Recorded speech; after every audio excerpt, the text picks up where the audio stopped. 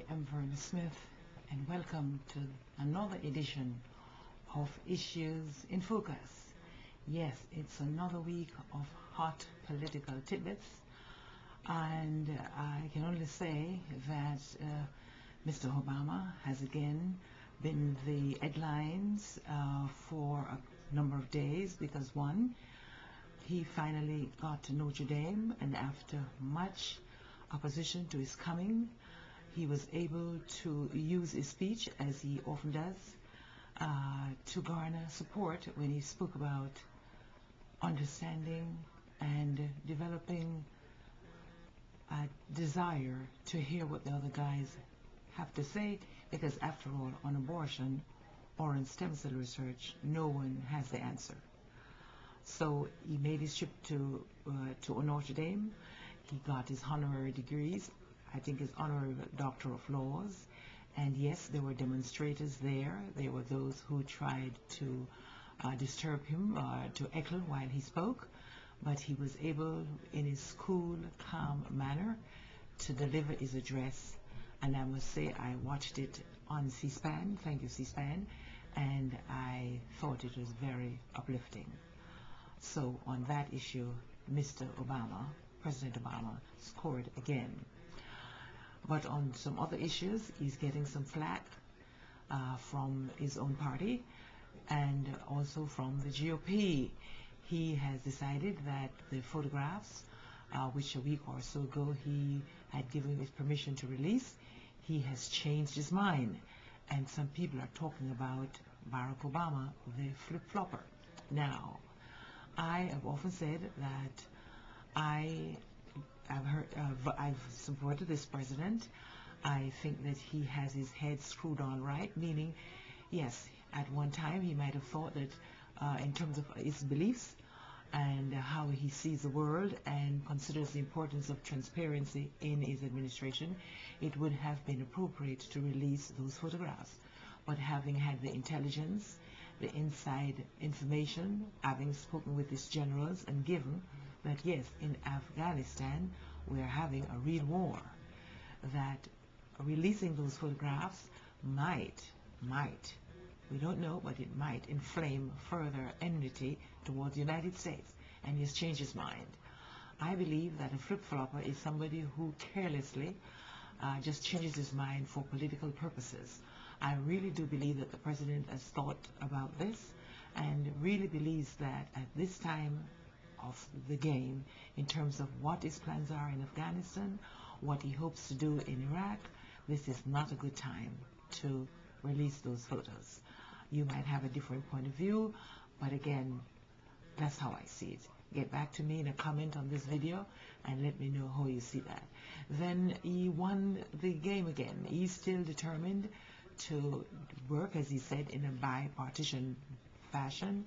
He has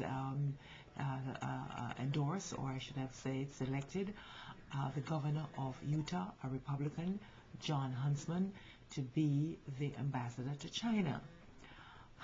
Interesting, isn't it, that he has Gates as his defense secretary from the GOP. He has Specter, who has changed parties, and now here comes Huntsman. He has willingly accepted the position. I understand he's well qualified for the position, having been there, knows the language. But is this about Barack Obama in campaign mode for 2012? Is this about, just taking another blue state from the Republicans? I think it's a great chess move, and as far as I'm concerned, he's using, as they say, using one stone to kill two birds. He brings on a likely contender who was scheduled, or many people believe would run in 2012, and now he has him on the Democratic side. I say kudos to the president, a very, very smart move. But yes, there are other issues of note.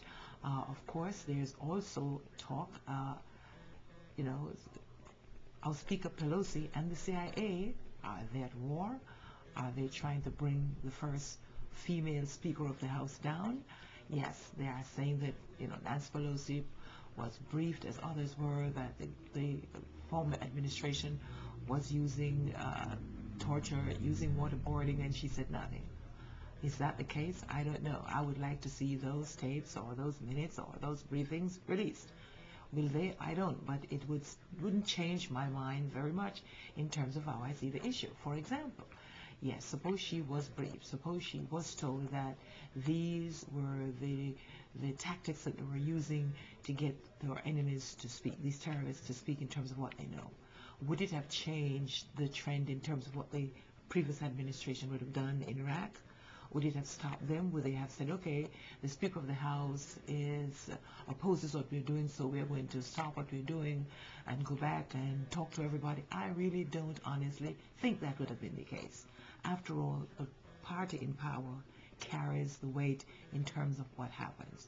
So I would hope that in time we will learn through some truth commission what really happened, but I would still believe that Nancy Pelosi would not need to resign, because even if she had heard it and said yes, so what?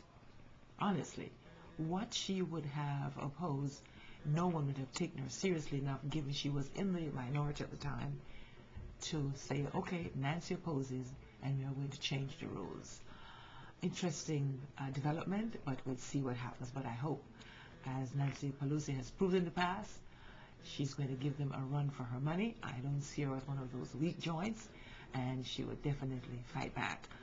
But as we talk about fight back, yes, the GOP on their Republican speaker, RNC chairman, Michael Steele, has said, as of today, the honeymoon toward the Democrat and President Obama is over.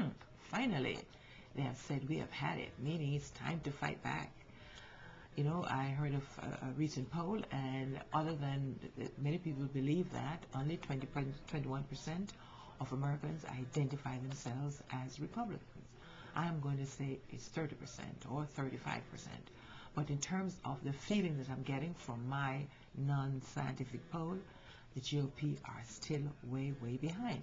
Now, when Michael Steele says the honeymoon is over, what exactly is he saying? Sure, he's going to be attacking the Democrats, and as I said, I believe in a two-party system. I believe in a strong opposition.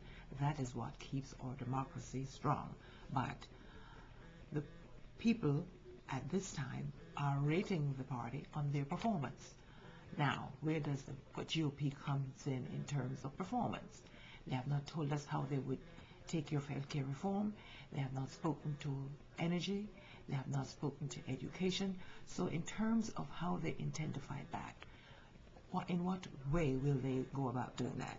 That's an interesting development, and I'm looking forward to see how that too turns out. But again, I want to use this opportunity to invite you to visit my blog at vernismith.com. I repeat, visit my blog at vernismith.com. Join me in the conversation. I talk about Huntsman this week, as I said, as a great move on the part of the president to embrace a Republican candidate and in one swing bring another state to the Democratic bloc comes 2012.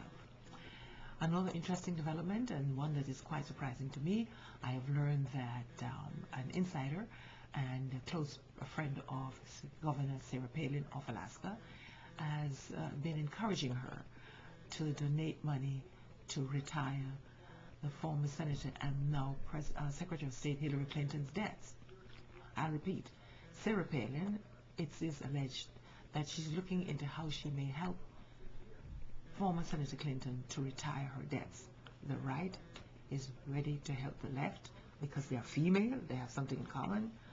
Gee whiz, something about this doesn't smell right. If I were Hillary, I would say thanks, but no thanks. I would use the words of Sarah. Thanks, but no thanks. There's got to be another way, Hillary.